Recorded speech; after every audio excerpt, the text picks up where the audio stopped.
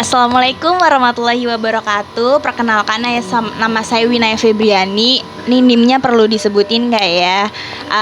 Aku dari jurusan manajemen S1. Di sini aku mau coba ngejelasin sedikit tentang kayak surat Al-Baqarah ayat 183 yang isinya tuh kayak isinya tuh tentang kewajiban berpuasa. Apalagi kan sekarang bulan Ramadan, aku mau coba sampein ke kalian kayak suratnya bunyinya gimana, terjemahannya gimana, tafsirnya tuh apa, isinya tuh bagaimana, terus kayak asbabul nuzulnya, kayak sebab turunnya nih ayat ini nih kenapa sih turun gitu. Terus sama juga hadisnya itu kalau nggak salah apa tadi, Al-Baqarah bukan, hadisnya itu hadis diriwayatkan oleh Bukhari dan Muslim. Silahkan, selamat menonton. Saya akan membacakan surat Al-Baqarah ayat 183 yang menjadi dasar untuk kewajiban berpuasa kita pada bulan Ramadan ini.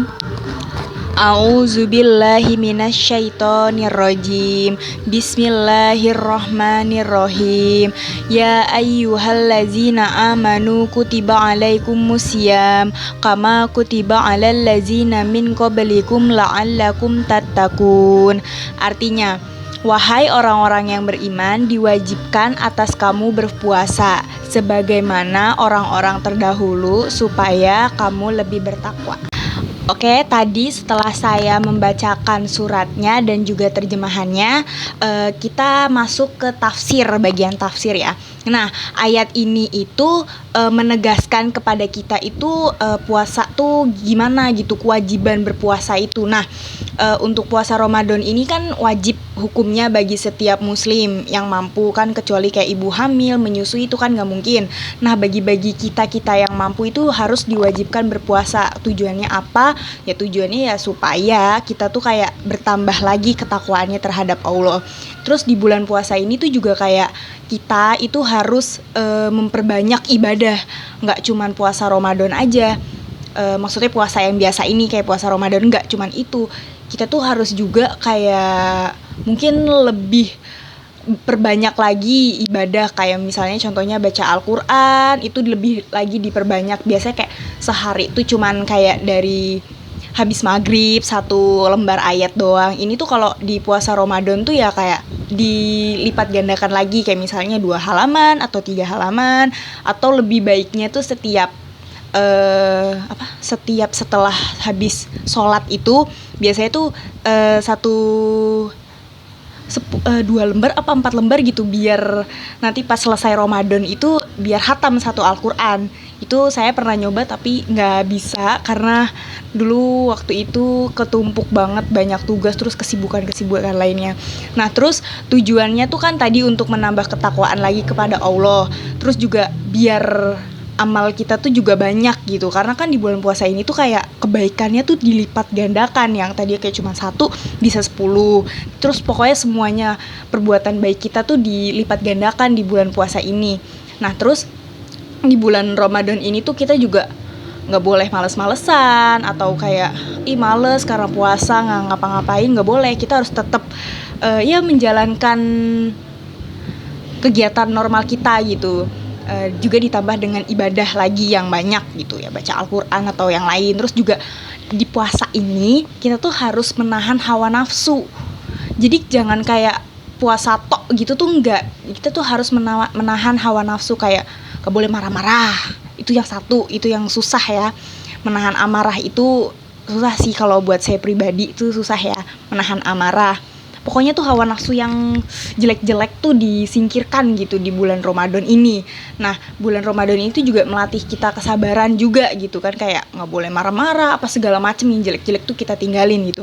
Nah, mungkin juga kayak biar kan dibiasakan dulu nih selama sebulan nggak boleh marah-marah, pokoknya yang jelek-jelek semuanya dihapus. Terus nanti supaya setelah selesai puasa tuh kayak suci lagi gitu loh. Nah, terus kayak perilaku baik yang di bulan Ramadan yang udah dibiasakan ini tuh jadi terbawa gitu nanti sampai selesai Ramadan dan sampai kapan pun lagi tuh, biar menjadi pribadi yang lebih baik. Nah, terus sekarang tuh ya tahapnya tuh kayak kita membiasakan diri lah ya. Nah, ayat itu tuh sebenarnya tuh menjelaskan kayak kewajiban puasa nih, harus puasa gitu kayak orang-orang terdahulu gitu. Oke, setelah tadi tafsir, terus aku mau menjelaskan asbabul nuzulnya nih, kenapa nih ayat turun gitu, kenapa surat Al-Baqarah ini turun gitu ya. Nah, aku jelasin secara bahasa kita aja ya. Jadi tuh kayak ayat ini tuh turun karena zaman dulu, zamannya Rasulullah SAW tuh puasa tuh boleh milih gitu, kayak yang mau puasa boleh, yang enggak boleh gitu. Tapi kalau yang enggak puasa itu paling minimal itu harus memberi makan orang yang tidak mampu untuk melakukan puasa gitu, mungkin kayak fakir miskin gitu-gitu. Nah, ayat ini tuh turun akhirnya untuk kewajiban kita puasa gitu. Mungkin zaman dulu juga orang bertanya tuh puasa tuh wajib atau enggak gitu lah. Mungkin karena kebingungan zaman dulu, belum ada pedomannya kayak puasa ini wajib. Nah, makanya ayat ini turun. Ayat ini tuh turun bilang kalau puasa itu wajib bagi orang-orang yang beriman, Karena kan kita tahu ya zaman sekarang tuh kayak apa sih, banyak yang nggak puasa gitu, kayak alasannya kayak males, apa gitu-gitu kan, kayak sebenarnya tuh nggak boleh ya, karena kan puasa ini tuh wajib, kan tadi udah dibilangin puasa diwajibkan bagi orang-orang yang beriman. Jadi selagi kita masih beriman, kita itu harus berpuasa supaya kita itu mendapat hikmahnya, bertambah lagi ketakwaannya kepada Allah. Insya Allah iman kita juga bertambah gitu. Oke, tadi kan kita udah bacain surat Al-Baqarah gimana, terjemahannya gimana, terus ada tafsir, terus ada juga asbabul nuzul juga. Terus sekarang tuh aku mau jelasin kayak surat Al-Baqarah ini tuh ada sangkut pautnya dengan hadis lain nggak gitu. Nah, aku punya nih satu hadis, bunyinya man lam yada qaula zuhri wa ammala bihi falaisa lillahi hajjatu fi anna ta'amahu wa syarabahu. Artinya barang siapa yang tidak meninggalkan perkataan dusta dan amalnya sesuai dengan itu, maka tidaklah Allah memerlukan dia untuk makan dan minum. Nah, hadis ini itu diriwayatkan oleh Bukhari dan Muslim. Nah, hadis ini tuh sebenarnya udah jelas ya dari artinya, kayak kalau kita kalau meninggalkan perkataan dusta tuh Allah nggak perlu kita makan dan minum. Nah, sebenarnya tuh ini udah sudah masuk gitu ya dengan tadi yang surat Al-Baqarah ayat 183 gitu ya. Jadi ya seperti itu hadisnya yang berkenaan dengan surat Al-Baqarah ayat 183 ini. Hadisnya itu diriwayatkan oleh Bukhari dan Muslim. Oke, tadi udah semua pokok-pokok yang ya sebagian kecil yang aku bisa jelasin kepada kalian semua.